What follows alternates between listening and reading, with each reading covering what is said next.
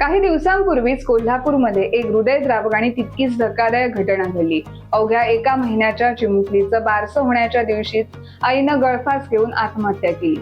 या प्रकरणाला आता एक वेगळं वळण मिळालं असून मृत विवाहितेच्या आई वडिलांनी हा आत्महत्येचा प्रकार नसून हत्या असल्याचा गंभीर आरोप केलाय।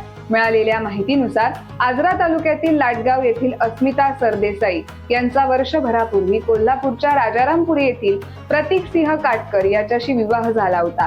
काही दिवसांपूर्वी अस्मिताने एका गोंडस मुलीला जन्मही दिला।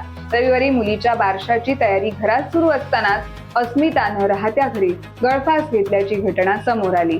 मात्र अस्मिताच्या मृत्यूनंतर तिच्या आई वडिलांनी गंभीर आरोप केले। लग्नानंतर सातत्यानं पैशांसाठी छळ करण्यात आला होता। रोख आणि ऑनलाईन स्वरूपात पैसेही पाठवले। मुलीच्या बारशासाठी तब्बल 52,000 रुपयांचा पाळणा मागवण्याचा तगादा लावण्यात आला होता, असा आरोप त्यांनी केलाय। याशिवाय मुलगा होईल या अपेक्षेनं तयारी करण्यात आली होती। मात्र मुलगी झाल्यानंतर अस्मिताचा मानसिक छळ वाढल्याचाही आरोप तिच्या कुटुंबियांनी केलाय। सासू, सासरे, पती आणि नणंद यांनी मिळून अस्मिताचा जीव घेतल्याचा गंभीर आरोप तिच्या आई वडिलांनी केलाय। दरम्यान पोलिसांनी या प्रकरणाचा तपास सुरू केला असून अस्मिताच्या गळ्यावर काही जखमांचे निशाण आढळल्याची माहिती समोर आली आहे। तसेच विसेरा तपासणीसाठी राखीव ठेवण्यात आला असून नेमक्या मृत्यूचं कारण तपासानंतरच स्पष्ट होणार आहे। या प्रकरणात मृत विवाहितेच्या कुटुंबियांनी गंभीर आरोप केले असले तरी त्यांची अद्याप अधिकृतपणे पुष्टी झालेली नाही। पोलिसांकडून सर्व बाजूंनी तपास सुरू असून तपासानंतरच या प्रकरणातील सत्य समोर येणार आहे।